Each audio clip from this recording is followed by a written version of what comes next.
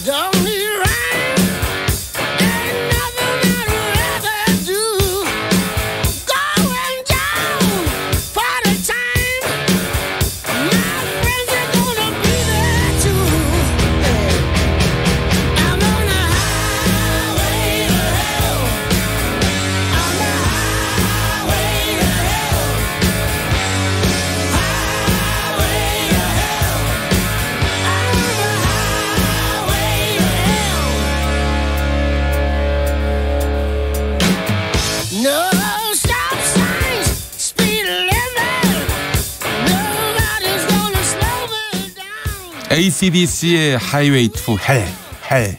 네, 지옥이 들어가는 제목의 노래네요. Highway to Hell 듣고 오셨습니다. 6시 5분부터 합류하신 분들 계시죠? 여기는 들으면 들을수록 똑똑해지는 라디오 김용민 라이브입니다. 평일 오후 5시 5분에 시작해서 7시까지 여러분과 함께 달리고 있습니다. 팟캐스트 매일 방송 파일이 올라가고 있는데요. 놓친 방송, 다시 듣고 싶은 방송 팟캐스트에서 즐겨주시기 바라겠습니다. 자, 지금 이 시각 유튜브를 통해서도 김용민 라이브 생방송 현장 만나실 수 있는데요. KBS 1라디오 계정 혹은 김용민 TV로 만나보실 수 있겠습니다. 자, 오늘 처음 선보인 코너 어떠셨습니까? 오디오 파노라마. 오늘은 황교안 자유한국당 대표 편이었는데요. 네. 자, 김경숙님, 지옥과 천국은 정말 있을까요? 내가 살기 편하고 행복하면 천국, 내가 힘들면 지옥. 네. 지옥과 천국은 정말 있을까? 뭐 어떡하겠습니까? 있다 없다 뭐 방송에서 얘기할 수는 없는 것이고요. 예. 자, 할망조님, 이거 용민이 형이 편집한 느낌인데 라고 하셨습니다. 비밀입니다. 비밀이에요. 예. 자, 김용민 라이브 2부 함께 하고 계십니다. 라디오 정보센터 연결해서 지금 이 시각 교통정보가 아니죠. 실시간 뉴스 듣도록 하겠습니다. 자, 정한나 씨 준비하셨죠? 이낙연 국무총리는 미중 무역마찰도 기술 패권의 마찰로 확대되고 있다며 우리는 우리만의 발명, 우리만의 기술로 더 강하게 무장하고 전략산업을 고도화하고 신산업을 키워야 한다고 말했습니다. 양정철 민주연구원장과 서훈 국정원장이 저녁 식사를 겸해 회동한 것을 놓고 자유한국당 등 야당들은 정보수장과 민주당 싱크탱크의 만남이라며 어떤 성격의 모임이었는지 밝혀 의혹을 해소해야 한다고 촉구했습니다. 국무조정실은 관계기관과 합동으로 지난 13일부터 17일까지 교통사고가 많은 지방자치단체를 대상으로 교통안전 인프라 현장 점검을 했다고 밝혔습니다. 정기 상여금이 통상임금에 포함된 이후 추가로 줘야 하는 법정수당이 회사 수익에서 차지하는 비중이 크지 않다면 지급해야 한다는 대법원 판결이 잇따라 나왔습니다. 지금까지 헤드라인 뉴스였습니다.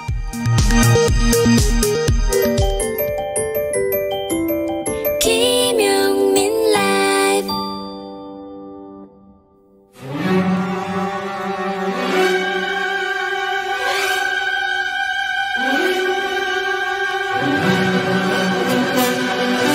때는 2019년 대한민국. 세상은 어둠에 휩싸였다. 대혼돈의 시대에 우리는 갈 곳을 잃었다. 정치란 무엇인가, 삶이란 무엇인가, 많은 사람들이 답을 구하기 위해 고뇌했다.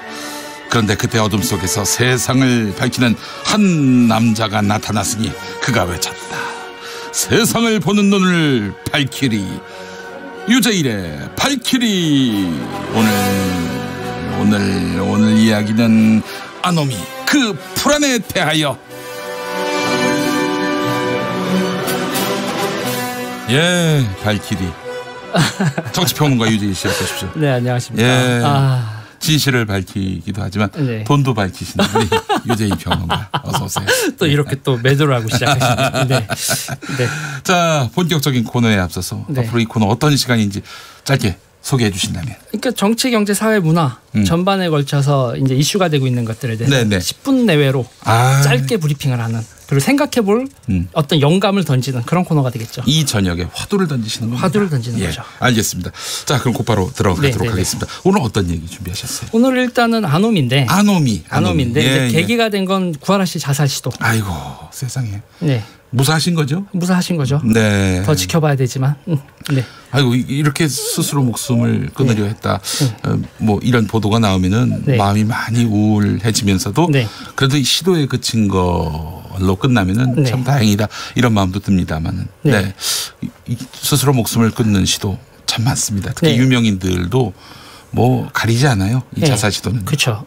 근데 저 같은 경우에 이제 이 자살을 네. 우리 많은 경우에 이제 개인적인 사건이다. 네. 이렇게 그렇죠. 얘기를 하는데 이제 예. 뒤늦게이 네. 일단 그 딱 얘기를 했거든요. 자살에는 사회적 자살이 있다. 예. 그리고 이 사회적 자살을 설명하는 거에서 아노미라는 개념을 얘기를 했죠. 아, 뒤특캠.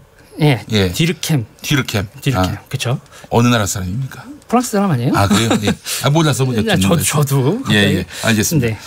그래요. 아노미. 굉장히 불안한 상태로 그렇죠. 이제 알고 있어요. 아노미란 표현이. 그런데 예. 이제 이게 재밌는 거는 예. 이 아노미가 현대적인 근대 사회에서의 특징이지 고전 사회에서는 없었다는 거예요. 아, 그래요? 네. 오, 현대 사회의 특징이다. 이게 왜 그러냐면 예. 옛날은 계급 사회잖아요. 그렇죠. 그러니까 결정을 할 게 없어요. 아빠가 농부면 나도 농부고 아빠가 백정이면 나도 백정이에요. 그렇죠. 근데 근대 사회는 예. 우리가 청소년기에 내가 커서 뭐가 될지 모르는 거예요. 아. 내가 무슨 대학을 갈지, 네.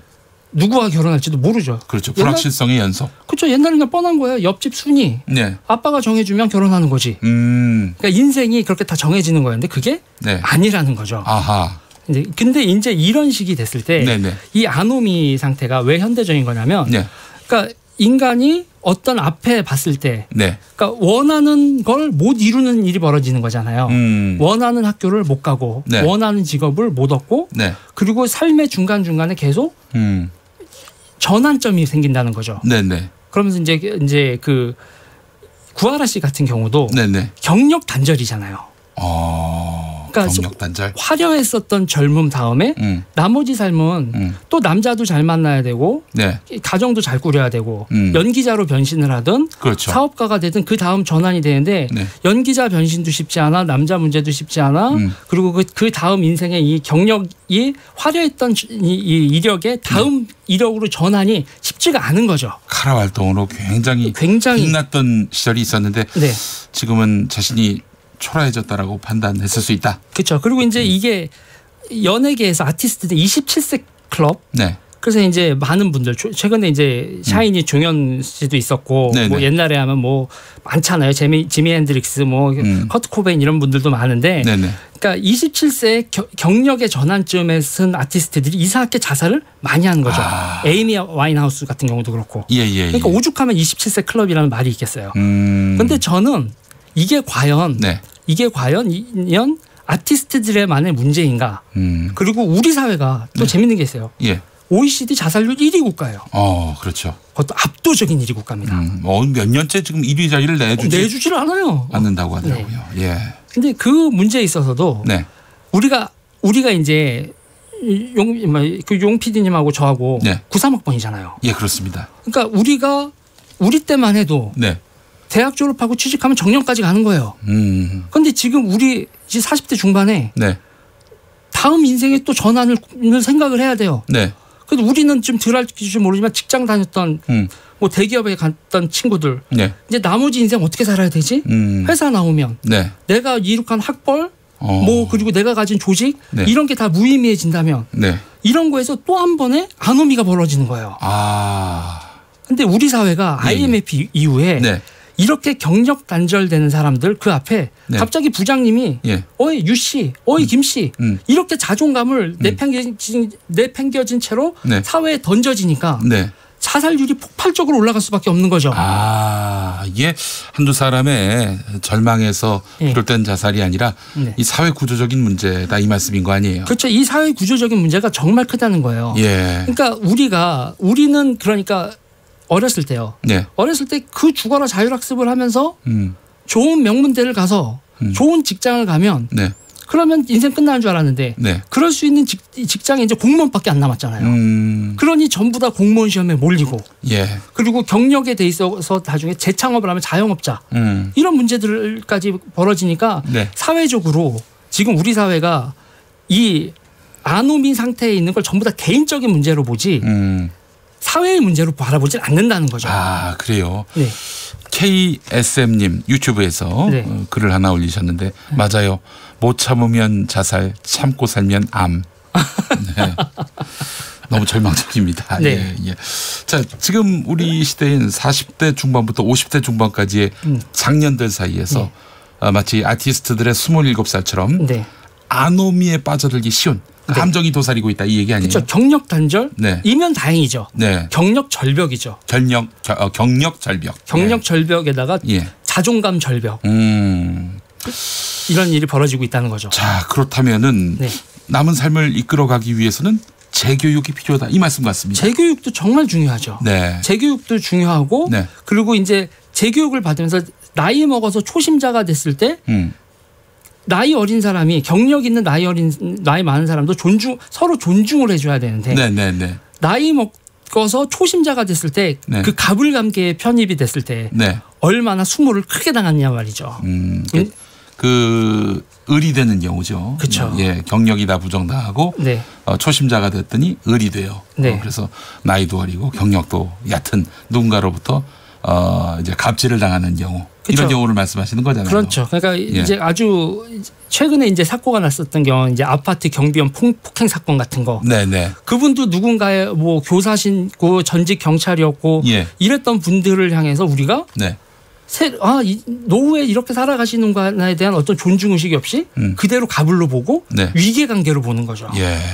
그리고 그런 언어적 폭력, 물질적 폭력이 가해지고 이렇게 몰리게 되면 우리가 얼마나 긴장 속에 살고 가지고 있는 걸 쥐어 잡으려고 하는 사태가 벌어지냐는 얘기죠. 그러니까 우리는 이 자살이 사회적 자살인 거를 감지를 하고 우리가 사람을 볼 때 윤리적인 관점, 사람을 존중하는 자세, 학벌, 뭐 직위, 소속 집단. 그러니까 우리 명절 때 맨날 물어보잖아요. 또 요새 어느 직장 다니니 몇 평짜리 이런 거 물어보지 말고 사람을 사람으로 대하고 사람을 사람으로 대하고 직업에 있어서 저 사람이 젊었을 때 저랬지만 또 다른 경력을 시작을 하는구나.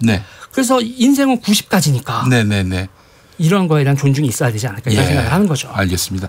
자, 이 우리 사회 공동체가 함께 지혜를 모아서 답을 찾아야 할 텐데 정치가 답해야 할 부분도 있지 않습니까? 정치가 답해야 될 것이 다 정치가 답을 해야 되는 거죠. 네네. 이 경력 단절의 문제, 이제 여성뿐만 아니라 남성 경력 단절, 그리고 이제 가장들.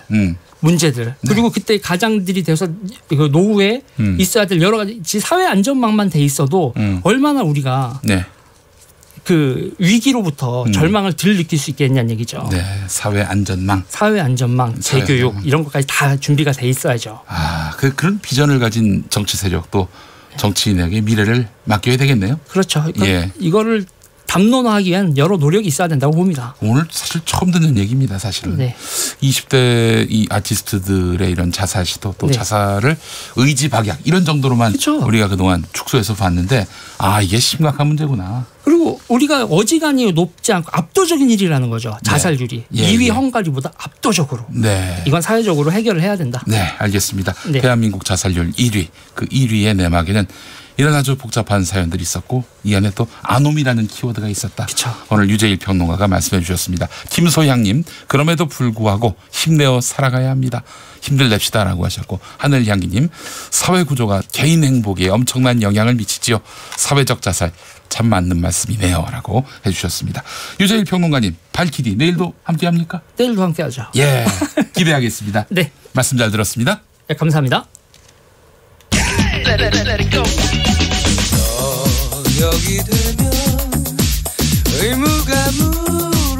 김용민 라이브를 듣고 계시죠? 처음에 만난 그 느낌, 그 설렘.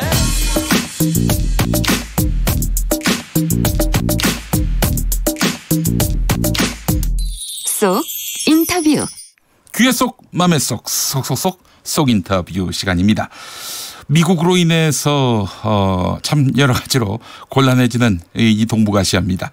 미국으로부터 거래 제한 조치를 당해서 곤경에 처한 화웨이가 이번엔 와이파이와 반도체 등 국제 기술 표준을 정하는 단체에서 잇따라 퇴출당하고 있습니다. 자, 이런 미국의 화웨이 거래 제한 조치가 우리나라에 미치는 영향 소상히 알아보겠습니다. 항상 먼 발치를 내다보는 아주 천리안을 가진 경제평론가라고 저는 평가하는데요. 정철진 평론가 나와 계시죠? 네, 안녕하십니까. 오랜만입니다. 아이고, 정말 반갑습니다. 어떻게 지내시는지 너무 궁금했습니다. 네, 굉장히 바쁘게 지내고 있고요. 최근에 미중 무역 전쟁이 이렇게 좀 커지게 되면서 이래저래 좀 걱정도 크고 또 관련된 시장도 지켜보고 있고 좀 굉장히 바쁘게 지내고 있습니다. 예, 그래요. 자, 평론가님. 미국의 거래 제한 조치로 중국의 통신 장비 업체 화웨이가 큰 타격을 받고 있다는 거 이미 보도를 통해 우리 애청자분들이 많이 접하신 소식일 텐데 미국 정부가 화웨이에 대한 거래 제한에 한국도 동참해달라 이런 요구를 했다고 하는데 중국의 통신 장비 업체 화웨이 이 우리의 그 통신 환경에서 어떤 그 부분을 담당하고 있는지도 궁금하고요. 이 맥락을 좀 짚어주시겠어요? 그렇습니다. 현재 미국과 중국의 무역 협상이 이제 노딜로 끝나지 않았습니까? 근데 지금 모양새가 아마 정부끼리의 협상은 굉장히 오래 걸릴 것 같아요. 그러니까 트럼프 대통령이 어떤 카드를 꺼내들었냐면 특유의 약간 쿠션 돌리는 거 있잖아요. 이제 민간 섹터로 이 미중 무역 전쟁의 전선을 넓히면서 바로 이제 그동안에도 계속 화웨이를 계속 지적을 했었는데요. 작년 8월에는 아예 연방 정부에서 화웨이 제품 다 퇴출을 시켰거든요. 이달 15일에는 모든 민간 기업들한테 화웨이와 거래하지 말라라는 이제 지시를 내리게 된 겁니다. 그래서 화웨이 창업자 딸이 캐나다에서 체포된 사건도 있었는데, 그건 작년 12월에였었죠. 그것도 연관이 돼 있나요, 다? 예, 다 아마도 연관이 돼 있었고 본격적인 지금 증거 수집 단계고 결과적으로 한 몇 달 후에는 이제 미국의 나름대로의 증거를 제시하는 과거의 GT도 그런 식이었었는데 패턴을 쓸 것 같은데 문제는 뭐냐면 트럼프 대통령이 자국 기업들한테만 화웨이와 거래하지 말라라고 했었으면은 이게 그러려니 할 텐데 우방국들에게 모두 나를 따르라라고 얘기를 한 겁니다. 일본한테도 그랬겠죠? 그렇죠. 일본은 자기가 나서고요. 우리는 이제 그래서 파나소닉 같은 경우에는 바로 거래 중단을 선언했고 예. 영국도 지금 ARM이라고 뭐 5G도 그렇고 반도체 설계에 있어서는 탁월한 기업인데 화웨이와의 거래를 전면 중단하기로 했다. 그건 미국 기업들도 속속 나서고 있고 최근에는 아마 이제 구글이 우리가 스마트폰을 작동하려면 이제 안드로이드 OS 체제, 애플은 iOS 체제 그 구동 체제가 있거든요. 그거를 아예 그 화웨이 폰에 탑재하지 않겠다. 운영 체제를 뭐 이렇게까지 지금 나오고 있으면서 그 다음에 한국은 어떻게 할 거냐 여기까지 얘기가 좀 커지면서 이게 지금 우리나라에게도 바로 발등에 불이 떨어진 문제가 됐습니다. 그냥 뭐 다른 나라 하듯이 우리도 같이 화웨이에 대해서 일종의 제재에 나서게 된다면은 우리한테 뭐 불이익이 생길까요? 어떻습니까? 그렇죠. 이게 다른 나라와 우리나라가 입장이 좀 다른 게요. 예. 우리나라의 중국 비중은 상당히 크죠. 게다가 중국이 그동안 해왔던 행태를 좀 보면 만에 하나 우리가 여기서 빠르게 우리도 미국을 따르겠다. 화웨이와의 모든 거래를 중단하겠다라고 한다면 전에 사드 배치 때와 마찬가지로 경제보복을 우리에게 아마 할 가능성이 큰 겁니다. 그래서 우리가 이제 바로 화웨이와의 끊을 수도 없고 특히 화웨이 같은 경우에는 이제 뭐 우리와의 경쟁 구도기도 하죠. 왜냐하면 스마트폰 전 세계적으로 2위입니다. 전원전자가 1위인데 그러나 우리의 많은 부품을 수입하는 또 하나의 공급처가 되는 거거든요. 수입원이 되는 거예요. 그렇기 때문에 화웨이와의 거래를 끊는다는 것이 이게 단순히 정치적인 것뿐만이 아니라 여러 가지가 얽혀 있기 때문에 지금 정부도 빠른 판단을 못 내리고 있는 거죠. 미국이 우방에다가 이제 압박을 가하고 있어요. 화웨이하고 이제는 뭐 선을 끊어라. 여기에 그 반기를 든 나라도 있습니까? 아직까지는 특별하게 반기는 없고. 그런데 오늘 새벽도 어젯밤에 있는 이제 런정페이가 이 CEO거든요. 창립자이기도 하고 여러 군데와 인터뷰를 좀 했는데 굉장히 단호합니다. 지금 런정페이 CEO 같은 경우에는 우리는 장기 지구전을 준비하고 있다. 싸우면 싸울수록 더 강해질 것이다. 이러면서 전혀 뭐 굴하지 않겠다라는 입장으로 나오고 있으면서 이 전선은 굉장히 확대되고 있죠. 예. 자, 지금 화웨이를 뭐 그 이유도 맥락도 없이 그 불이익을 갈 수는 없는 거 아니겠습니까? 미국으로서는 뭐 어떤 화웨이가 뭔 잘못을 했다. 뭐 이런 얘기를 내놓고 화웨이에 대해서 압박에 가하지 않겠나 싶은데 화웨이에 대해서 지금 미국이 문제 삼는 게 뭐가 있습니까? 우리 굉장히 날카로운 지적을 해주셨는데. 그렇죠. 왜냐하면 증거가 없이 뭘 할 수는 없는 거 아닙니까? 근데 우리가 화웨이라는 기업을 좀 보면은 전 세계적으로 통신 장비의 1위 기업이에요. 그러니까 통신이라는 게 우리 스마트폰만 생각하지만은 뭐 기지국에 굉장히 많은 시스템이 들어가지 않습니까? 그거의 전 세계 점유율이 한 25%가 되는 두말할 거 없는 1위고 특히 5G 통신 이 장비에 있어서는 압도적인 1위거든요. 특히 가성비가 좋습니다. 그리고 두 번째가 스마트폰을 만드는데 세계 2위다. 이렇게 보시면 될 텐데 지금 미국이 걸고 넘어진 것은 그 통신 장비 있지 않습니까? 그거를 전 세계적으로 이렇게 깔아줄 때 뭐 백도어라고 하는데 나중에 통신 장비가 뭐 고치거나 문제가 생기면은 자기네들은 들어가서 수리를 해야 되잖아요. 그래서 뒷문을 하나를 만들어 놓는다. 백도어라고 하는 게 있어요. 근데 그거를 이게 소기의 목적으로 사용하지 않고 마치 스파이웨어처럼 정보 수집의 창구로 쓰고 있다라는 게 지금 미국의 의심이고 지적입니다. 기술 절도. 아직까지 그러니까 기술뿐만이 아니라 모든 정보를 통신이니까 들을 거 아닙니까? 생각하면. 근데 아직까지는 명백한 증거는 없는데 제가 봤을 때는 이제 이 미국의 그동안의 행태들을 보면 한 방에 그걸 터뜨리는 뭐 이런 건데요. 참으로 신기하게 이번에 사건이 좀 커지니까 16일 날 네덜란드에서 먼저 백도어 설치 혐의가 짙다해서 화웨이 조사하겠다는 게 나왔고요. 이탈리아도 지금 뭐 아주 노골적인 백도어가 2009년부터 2011년 화웨이 장비에서 나왔다라는 건 이제 이렇게 툭툭툭 터뜨리고 있거든요. 그래서 이런 식으로 명백한 증거를 공개를 하고 아마 제재를 가하는 이런 패턴이 미국의 뭐 방식일 것 같은데 계속해서 지금 이제 화웨이 측은 증거를 대라. 증거가 없지 않느냐. 명백한 증거를 대라. 또 이렇게 맞서고 있습니다. 이게 저 강대강 세계 최강국 두 개 나라가 싸우는 건데 여기 무슨 중재기구가 들어갈 여지도 없어 보여요? 없습니다. 화웨이 퇴출 운동의 최대 수혜자는 삼성전자다 이런 얘기도 나오고 있는데 맞습니까? 저는 좀 반대 입장이에요. 제가 뭐 지난주에도 여의도에서 이제 몇몇 매니저들하고 이제 좀 토론을 했었는데 쉽게 말하면 아주 단적으로 이제 화웨이에 정말로 미국이 지금은 이제 봐줄 것 같지 않거든요. 그러면은 그 안드로이드 운영 체제를 화웨이 폰에다가 공급을 안 하는 거예요, 구글이. 그러면 그거 다 무슨 기계 됩니까? 공기계 되지 않습니까? 그렇죠. 그러면은 세계 2위 스마트폰판이 안 되면 삼성전자가 이거 다 팔고 호재다라고 하는데 이게 정말 단적인 것이죠. 이 스마트폰에는 모바일 D램이라든가 또 수많은 이제 반도체가 들어가지 않습니까? 그것도 삼성전자가 공급하는 거예요, 화웨이한테. 그래서 화웨이가 망하면은 뭐 당하면 뭐 삼성전자가 크게 수혜주다. 이렇게 단적으로 뭐 표현할 수 없겠고요. 특히 우리나라가 삼성전자만 있는 나라 아닙니다. 그렇죠. 화웨이가 구매하는 한국산 부품 전체가 100억 달러가 넘어요. 한 12조, 13조 원에 달합니다. 연단이죠? 그렇습니다. 연간이요.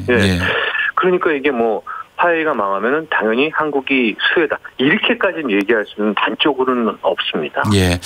자, 반대로 우리가 화웨이 퇴출 운동에 동참하지 않을 경우 어떤 손해를 보게 될지 이것도 하나 더 여쭙겠습니다. 네, 이제 이게 트럼프 행정부와 전에 오바마 행정부와의 차이, 또 특히 최근에 이제 바뀐 미국의 큰형님으로서의 모습인데 과거라면 트럼프 행정부가 아니라면 이런 패턴에서 우리가 중간에서 좀 머뭇거리고 이렇게 해도 미국이 이제 우리를 선택하라고 압박한다거나 우리를 노골적으로 우리에게 제재를 가하거나 하지는 않았습니다. 그게 지금까지 미국의 행보였어요. 역대 이런 미국 대통령을 본 적이 없어요, 사실은. 맞습니다. 근데 제가 왜 걱정이 되고 우려가 된다라고 하냐면 지금 트럼프 행정부 같은 경우에는 좀 다를 것 같단 말이죠. 그래서 만에 하나 우리가 과거처럼 이렇게 좀 있다가 중국 화웨이와도 몇 개 거래 좀 하고 아니면 뭐 큰 것만 몇 개 취소하고 이렇게 명확한 입장을 안 보이고 넘어가려고 하는 것이 이번에는 안 통할 수 있다. 즉 이런 모습을 하다가 미국이 계속해서 입장을 밝혀라, 화웨이에 대해서 밝혀라 하다가 우리가 계속 시간을 끌면 트럼프 특유의 또 다른 우회적인 보복이 이번 트럼프 행정부는 충분히 가능하거든요. 그게 지금 걱정이 많이 됩니다. 아이고 참. 아이고 살기 힘드네요 진짜. 알겠습니다. 화웨이 사태 정말 뭐 어딜 고개를 돌려봐도 활로가 보이지 않는 그런 상황을 잘 설명해 주셨습니다. 중요한 건 선택의 문제가 왔습니다. 언제까지 우리가 결정해야 되죠? 제가 보기에는 급박한 것 같거든요. 왜냐하면 지금 속속 이제 미국 우방국들은 거래를 끊고는 있는데 우리는 아직은 공식 입장을 보이고는 있지는 않은 와중인데요. 제가 보기에는 뭐 근래 입장을 정리해야 되지 않을까 이렇게 보여집니다. 알겠습니다. 자, 정철진 평론가님 여전히 예리하십니다. 감사합니다. 스튜디오에서 한번 또 뵐 수 있는 날 만들어 보겠습니다. 이렇게 다니면서 잘 듣고 있습니다. 아이고 고맙습니다. 정철진 평론가 감사합니다. 네, 감사합니다. 6시 33분 지나고 있네요. KBS 교통정보센터로 가보겠습니다. 박경은 씨. 네, 월요일 퇴근길이지만 오전부터 내린 비로 인해서 평소보다 교통량은 많지 않습니다. 다만 돌발 상황들이 있기 때문에 주의 운전하셔야겠는데요. 경부고속도로 서울 쪽으로 오산에서 기흥 사이 작업 때문에 오산에서 동탄 분기점까지 밀리고 있고요. 이후로 판교 부근에서는 소형 화물차 관련 사고 처리하고 있습니다. 4차로와 5차로가 막혀 있는데요. 사고 여파로 일대 정체입니다. 더 가서는 반포에서 한남 쪽으로 속도 줄이고요. 반대 부산 쪽으로 한남에서 서초, 신갈에서 수원 쪽으로 밀리고 있습니다. 평택 제천고속도로 서평택 방향인데요. 화물차 화재 사고 있었습니다. 여전히 3차로와 갓길에서 마무리 작업하고 있기 때문에 일대에 제속도 못 내고 있고요. 또 경인고속도로 서울 쪽으로는 서인천에서 부평 부근, 이로 신월 일대에서 더디게 이동합니다. 영동고속도로 인천 쪽으로는 신갈 부근과 동수원에서 광교터널, 이후로 월곡 부근과 서창 부근으로 정체 이어집니다. KBS 교통정보센터였습니다.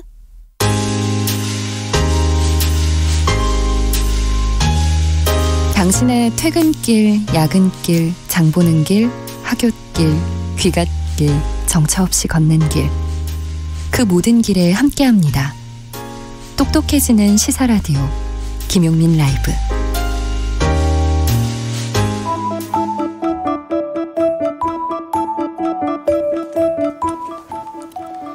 대한민국의 주권은 국민에게 있고 모든 권력은 국민으로부터 나온다. 대한민국 헌법 제1조 2항입니다. 국민의 뜻에 따르는 정치가 바로 민주주의지요. 국민의 뜻이 궁금하십니까? 그렇다면 국민에게 물어봐야지요. 국민의 뜻, 민심으로 읽는 정치 이야기, 여론의 눈동자. 여론조사로 보고 있는 정치 이야기, 이 분야 최고의 빅마우스, 슈퍼 울트라 빅마우스 두 분 함께합니다. 제가 이분들께 용호 쌍박이라고 이름 붙였습니다. 먼저 민심 해설사, 네, 정치 전문 컨설턴트 박시영 윈지코리아 컨설팅 부대표, 어서 오십시오. 네, 반갑습니다. 박시영입니다. 예, 감사합니다. 자, 정치 해설 또 평론 담당 박원석 정의당 전 의원, 어서 오십시오. 네, 안녕하세요. 박원석입니다. 자, 두 분과 함께 정말 깊이 있는 세상 그 어떤 평론 방송을 여기에 비할 수 있겠습니까? 최선의 정치 방송으로 여러분들께 보답하겠습니다. 자, 월요일 판도라의 상자가 열렸는데, 자, 이 코너 함께 하실 분들 2분 동안 하셔야 됩니다. 여론조사 개요를 읽어야 하기 때문에 잠시 후에 여론조사를 소개하고 읽어보도록 하고요. 자, 샵 9730 짧은 문자 50원, 긴 문자 100원 보내주시면, 네, 긴 문자 100원으로 해서 참여하실 수가 있겠습니다. 콩으로 참여하시는 경우엔 무료입니다. 자, 첫 번째 이야기부터 한번 해보도록 할 텐데, 자유한국당 민생투쟁 대장정 지난 주말에 시즌 1 막을 내렸습니다. 관련해서 여론조사가 있었죠. 네, 오마이뉴스에서 여론조사를 했거든요. 예, 예. 리얼미터에 맡겼는데, 네, 장애투쟁에 대해서 국민들이 어떻게 생각할까 해봤더니 공감하지 않는다, 네, 라는 의견이 60.3%예요. 공감한다라는 의견이 35.2%로 두 배는 안 되지만, 네, 상당히 격차가 벌어져 있었습니다. 공감한다 35%. 네. 그 자유한국당 지지율이 30에서 한 35% 정도로 그렇습니다. 그동안 나왔었는데, 야권 지지자, 예, 자유한국당 지지자들이 되게 이제 공감을 표시한 게 아닌가, 그렇습니다. 추정할 수 있을 것 같은데. 근데 이번 조사의 가장 큰 특징은, 네, 이런 걸 이제 조사할 때, 네, 매우 공감, 다소 공감, 네, 대체로 공감하지 않는다, 전혀 공감하지 않는다. 보통 4점 척도로 물어보는데, 전혀 공감하지 않는다, 굉장히 이제 불만의 강도가 센 분들입니다. 네. 예. 이분들이 무려 50.5% 과반을 차지했다. 그런데 또 50% 보니까 문재인 대통령 현재 지지율하고 많이 흡사해 보여요. 네, 그렇습니다. 그러나 이제 대체로 불만 이런 게 보통은 많이 나오는데, 매우 전혀 공감하지 않는다, 이거는 강도가 센 거거든요. 그것만으로도 절반을 넘어요. 그렇습니다. 예.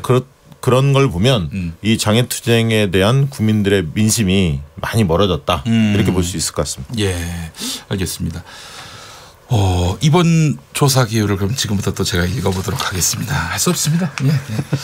이번 조사는 오마이뉴스 의뢰로 리얼미터가 진행했고, 지난 14일 전국 19살 이상 성인 7,237명 중에 500명이 응답해서 6.9%의 응답률을 기록했는데, 이 조사는 무선 전화 면접, 무선 유선 자동응답 혼용, 무선 전화와 유선 전화 병행, 무작위 생성 표집틀을 통한 임의 전화 걸기 방식으로 실시했고요. 표본 오차는 95% 신뢰 수준의 플러스 마이너스 4.4% 포인트입니다. 이게 참 라디오가 아쉽습니다. 네, TV는 그렇습니다. 자막으로 처리하고, 자막으로 그냥 처리하고 그냥 넘어가면 되는데 말이죠. 네. 예, 알겠습니다. 이 두 분의 의견 한번 들어보겠습니다. 장외투쟁에 대해서 여의도 분위기는 긍정평가, 부정평가가 동시에 나오고 있는데 말이죠. 국민의 민심은 부정이 좀 더 쏠려 있는데 말이죠. 박원석 의원. 두 가지 때문이 아닌가 싶어요. 하나는 장외투쟁은 명분이 있어야 되는데, 예, 이번에 이제 한국당은 스스로는 어떻게 생각하는지 모르겠지만, 예, 국민들 보기에는 명분이 약했다. 패스트 트랙이라는 게 국회법상에 정해진 절차이고 논의의 최종적인 단계가 아니잖아요. 안건을 상정할 거의 뿐인데, 네, 이거 가지고 뭐 장애투쟁까지 해야 되냐, 이게 있고요. 또 하나는 이제 장기화되지 않습니까? 예, 벌써 2주가 지나다 보니까 초기에는 지지자들이 강하게 결집해서 한국당 지지율도 좀 오르고 이제 그런 그 반응이 나왔는데, 예, 이게 명분 없이 장기화되다 보니까는 갈수록 좀 힘이 빠지고 중간에 또 여러 가지 그 뭐 막말이라고 할까요? 이런 게 나오면서, 예, 스스로 그 장애투쟁의 동력을 떨어뜨린 측면도 있을 것 같고, 예, 아마도 한국당이 모르겠습니다. 지금 시즌 1이라고 그러고 시즌 2를 어떻게 만들어 나갈지 모르겠으나 계속 이렇게 국회를 파행시킬 명분이 떨어지기 때문에 일종의 이제 병행 전략 비슷하게 약간은 이제 회귀하지 않을까, 그렇게 기대를 하는데요. 황교안 대표 개인으로 보면 얻은 게 꽤 있어요. 네. 그러니까 당 지지자들 결집시킨 것도 있고 예. 당내에서 경쟁자 없는 독보적인 그 리더로서의 이미지 이걸 구축한 측면이 있는데 외연 확장에는 물음표가 찍혔죠. 더군다나 이분이 가장 최근에 지옥 발언을 했는데 예. 저는 그 발언 듣고 깜짝 놀랐습니다. 그게 마치 예수천국 불신지옥이 발언을 연상시켜서 지나치게 이분의 세계관이 이분법적인 게 아닌가 이런 걱정이 굉장히 들었어요. 예. 저는 사실 이게 선거법만 패스트트랙이 됐으면 한국당의 주장에 대해서 수긍하는 국민들도 적지 않이 있을 거라고 봤습니다. 왜냐하면 선거법은 늘 합의 처리가 관행이었기 때문에 그런데 국민의 지지가 아주 높은 공수처법 그다음에 검경 수사권 조정 이런 게 같이 맞물려서 이루어졌다는 거죠. 그런 측면에서 한국당의 장애투쟁에 대해서 국민들이 동의하지 않는 것 같고요. 그다음에 이제 한국당에 과연 얻은 게 뭐냐. 그래서 일부에서는 뭐 지지층 결집시켰다 이렇게 얘기하는데 저는 오히려 지지층 결집이 이전에 이루어졌다. 장애투쟁 이전부터. 오히려 지금은 호감도를 개선해서 확장력을 높여야 할 시기인데 오히려 지지층만을 보고 장애투쟁을 고집한 게 아니냐. 그래서 존재감은 황교안, 나경원 두 분 다 존재감은 커졌지만 오히려 호감도는 상당히 떨어진 게 아니냐. 그래서 원투펀치가 상처를 입었다. 저는 그렇게 봅니다. 근데 확실하게 눈에 띄는 성과는 하나 있어요.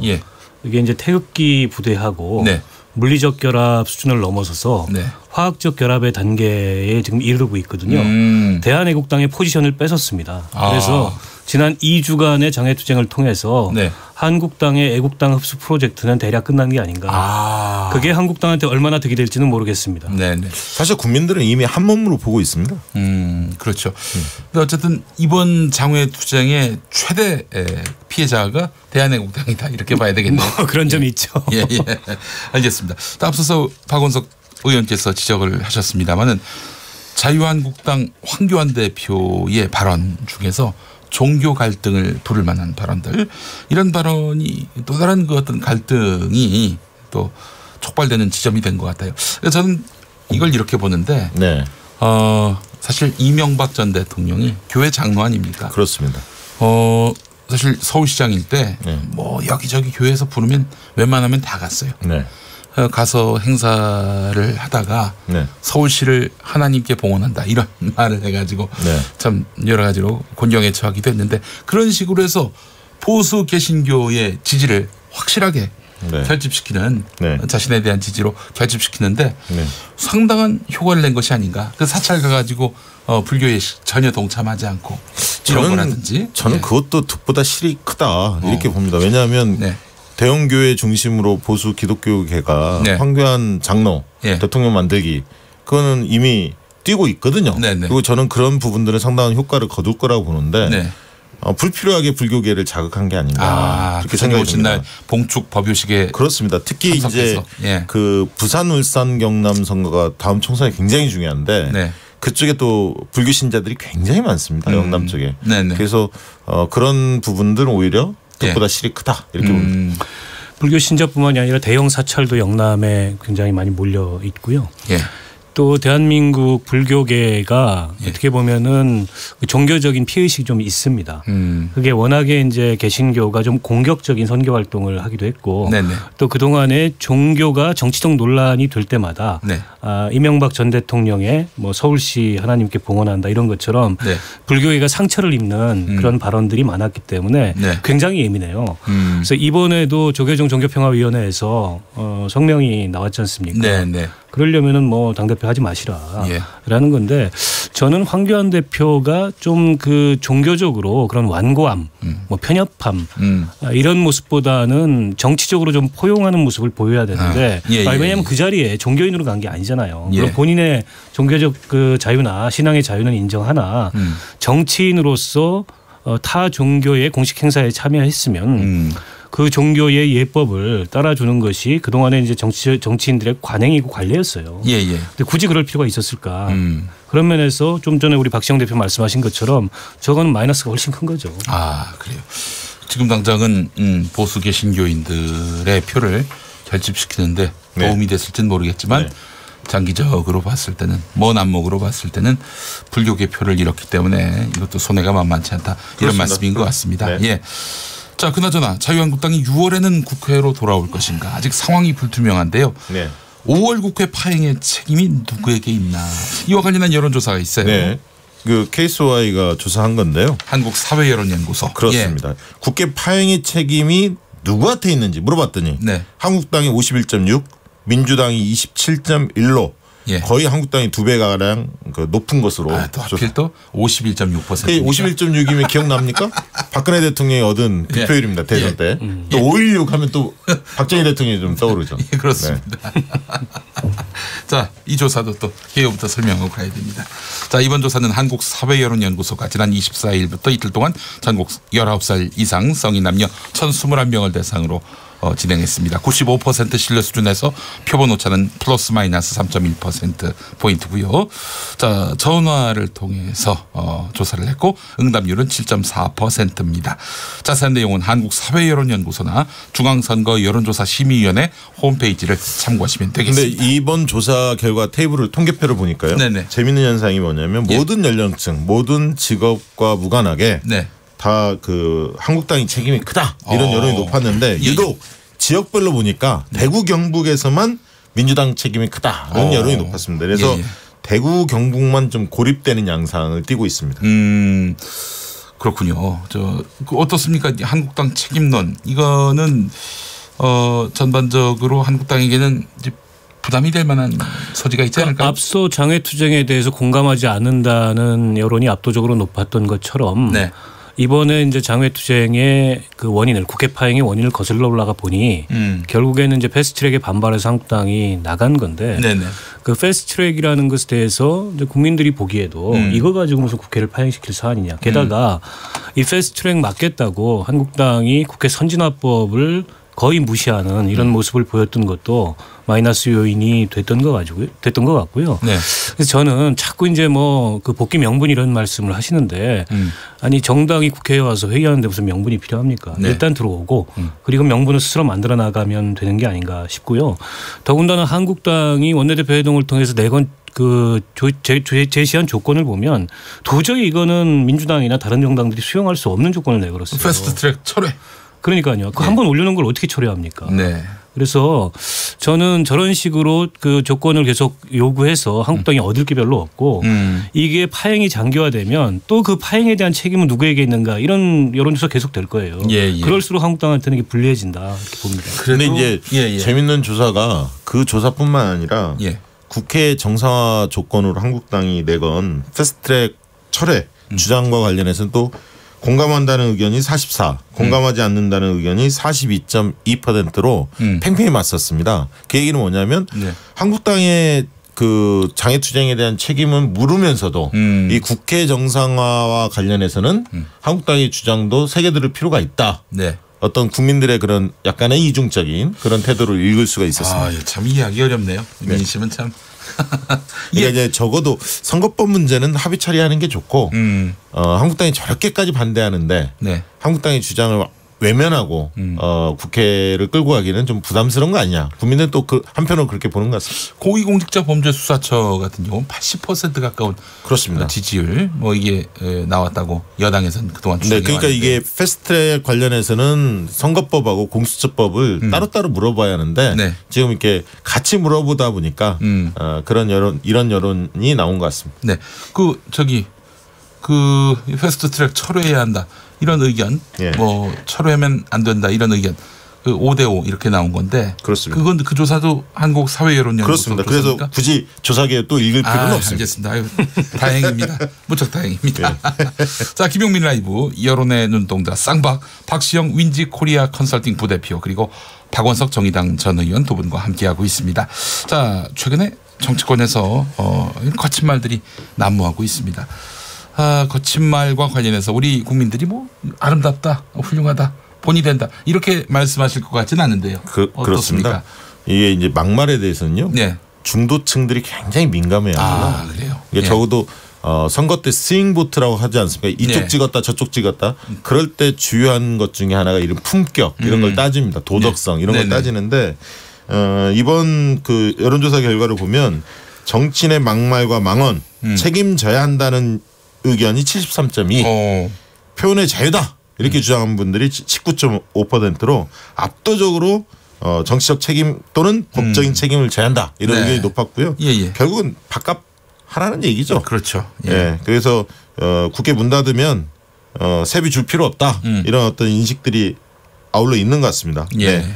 그래서 이제 그 뒤에 조사에서도 국회의원들에게 무노동 무임금 원칙을 적용해야 한다는 응답자가 무려 80.2%에 달하는 것으로 조사됐습니다. 예, 알겠습니다. 또 이 조사도 소개를 안 할 수가 없습니다. 이번 조사는 지난 17일부터 19일까지 사흘 동안 전국 만 19살 이상 성인 남녀 1,048명으로 대상으로 실시가 됐는데 구조화된 설문지를 이용한 무선 전화 자동응답 방식으로 이루어졌고 응답률 6.6%, 표본 오차는 95% 신뢰 수준의 플러스 마이너스 3.0%포인트입니다. 아시아투데이가 RN서치에다가 의뢰한 조사였습니다. 예. 뭐 설명 다 한 것 같고요. 네. 자, 고생이 많습니다. 라디오가 참. 그래서 제가 노래를 하나 발표하려고 그래요. 예. 막말하면 하실 말씀이 좀 있지 않으세요? 할 말 없습니다. 없습니까? 없습니다. 네. 예. 이거 무슨 별 말씀. 저는 정계 은퇴로 할 말 다 했습니다. 네. 할 말 다 했습니다. 막말하는 사람들은 이렇게 정계 은퇴하는 게 국민에 대한 도리인데 말이죠. 김용민만 유일한 것 같습니다. 그런 것 같습니다. 자, 그런데 막말이라는 게 그러니까 사실은 뭐 명예훼손이거나 아니면 허위 사실을 유포하거나 이런 경우가 아닌 이상 뭐 법적인 책임을 지는 경우가 없어요. 그러니까 결국에는 이게 정치적 책임의 문제가 남는 건데. 근데 지금 한국당 대표적으로 5.18 망언 같은 경우에 계속 이제 뭉개고 있잖아요. 보니까는 황교안 대표는 저건 아마 처리를 못할 거라고 저는 봐요. 지금까지는 못했는데 앞으로 할 수 있겠습니까? 사실은 의원총회를 열어야 그 이종명 의원 제명안을 확정할 수 있는데 의원총회를 열면 지금 분위기상 의원총회에서 3분의 2 가결이 안 될 것 같아서 지금 계속 저거를 뭉개고 있거든요. 근데 이게 이제 후과는 한꺼번에 밀려옵니다. 지금은 뭐 그 후과가 없는 것 같지만 이제 선거 때 되면 다시 이게 다 들춰지거든요. 다 리뷰가 되고 개인도 마찬가지고 당도 마찬가지고 때문에 한국당으로서는 5.18 망언자들을 저렇게 방치하는 게 결코 정치적으로 득이 안 돼요. 근데 왜 지금 저러고 있는지 좀 답답해요. 또 5.18 망언을 말하자면 못 본 척하고 징계에 대해서 미진한 태도를 취하면 지지층이 결집한다고 보는 걸까요? 저는 그럴 것 같지는 않습니다. 왜냐하면 과거 5.18 행사하고 이번은 좀 달랐어요. 왜 달랐냐면 새로운 증언들이 계속 나오고 있거든요. 그러니까 전두환 전 대통령이 직접 광주에 내려갔다. 그리고 기획 의도가 아니냐, 우발적 사건이 아니었다. 뭐 이런 얘기까지 증언이 나오고 있지 않습니까? 그래서 쉽사리 5.18 문제가 가라앉을 것 같지 않다. 이거를 말씀드리고 싶고요. 이 막말에 대한 대부분 다 비판적인데 그 정당에 도움이 안 됩니다. 다만 왜 이렇게 정치 혐오증이 커지게끔 이런 막말이 지속될까? 그건 분명히 한국당한테도 도움이 안 되는데 국민들이 싫어하는데 말이죠. 그렇죠. 그러나 한편으로는 정치 혐오증이 조장이 됩니다. 그러다 보면 선거 투표율이 떨어집니다. 그래서 긍정적인 측면도 없지 않아 있을 수 있다. 왜냐하면 한국당 지지층은 고정 지지층이 많고 투표를 적극적으로 하시는 분들이 많거든요. 상대적으로 어르신들의 지지 기반이 있기 때문에 뭐 꼭 그래서 막말을 유도하는 건 아니겠지만 정치 혐오증이 커지는 것 자체를 꼭 한국당한테 불리하다 이렇게 볼 수는 없을 것 같습니다. 정치판을 난장판, 쓰레기장 이렇게 만들어 가지고 그래서 중도적인 유권자 혹은 뭐 진보적인 유권자 이들이 정치 혐오에 물들게 만들어 가지고 투표 안 하게 함으로써 결과적으로 보수 정당이 덕을 보려야 한다 이런 얘기죠. 그렇게까지 단정적으로 하는 거는 김용민 앵커께서 하신 거고요. 저는 뭐 그럴 가능성도 있다라는 여당 쪽에서는 이렇게 노골적으로 또 걱정을 합니다. 사실은. 그래서 옥석을 가려야 된다라는 목소리를 내고 있지 않습니까? 노코멘트 하겠습니다. 아니, 저를 이상하게 만드네요. 우리 박수영 저기 대표님. 왜 이렇게 첫날부터 이렇게 물을 먹이십니까? 자, 박원석 의원님. 그러니까 정치 혐오라는 게 뭐 과거에도 왕왕 나타났는데요. 그러니까 한국당 입장에서는 지금 국회를 운영하는 태도를 보면 확실한 거는 20대 국회에서 그 무엇도 할 생각이 없다. 이 태도는 확실해 보여요. 사실은 그것도 정치 혐오하고 연관이 있는 거죠. 정치가 비생산적이면 앞서 이제 여론조사 결과에서도 나왔듯이 아니 국회의원들 세비 뭐 1,000만 원씩 넘게 받으면서 도대체 뭐 하냐. 근데 이런 여론이 커지고 그런 여론이 커지면 아무래도 정치에 대해서 적극적인 동기를 떨어뜨립니다. 그렇게 되면 결과적으로 이 투표에서 한국당이 유리할 수 있다. 근데 이런 계산법이 작용할 수 있을 것 같아요. 그래서 한국당이 막말을 통해서 정치 혐오를 유포하겠다 이런 전략을 행사하고 있는지는 모르겠으나 20대 국회를 운영하는 모습을 보면 확실히 이 국민들이 정치에 대한 기대, 뭐 정치에 대한 신뢰 이런 것들을 훼손시키고 있고 그게 결과적으로 스스로에게 나쁘지 않다 이런 판단을 하고 있는 걸로 보여요. 그러면 안 되는 거 아닙니까? 안 되는 거죠. 저런 정치 이제 그만해야 됩니다. 그런 식으로 하면 앞으로 1년 동안 뭐 정치 안 하겠다는 거 아닙니까? 계속 정치 혐오만 키우겠다. 따라서 지금부터는 여야 모두 그러면 안 된다는 마음으로 드리는 건데 지금부터 1년 동안 얼마만큼 정말 정치를 성의 있게 했느냐 이걸 갖고 국민들이 눈여겨보고 그래서 다음 총선 때 그 민심을 반영했으면 좋겠다는 생각이 듭니다. 국민들이 지켜보고 있습니다. 네, 알겠습니다. 자, 정호근님 한국당 장외투쟁 전혀 공감하지 않는 한 사람입니다. 국회 일 좀 하세요라고 하셨고요. 5622번 쓰시는 분 지옥에서 한 여론조사인데 믿기 힘드네요. 자유한국당 황교안 대표가 뭐 지금 지옥이다 이런 표현을 써가지고 풍자하신 것 같습니다. 자, 두 분의 문자 외에 또 많은 분들이 보내주신 문자 잘 받았습니다. 자, 오늘 함께해 주신 박시영 대표님 그리고 박원석 의원님 수고하셨습니다. 고맙습니다. 벌써 끝났나요? 끝났어요. 자, 수고하셨습니다. 여론의 눈동자까지 했습니다. 김용민 라이브 내일 5시 5분에 돌아오겠습니다.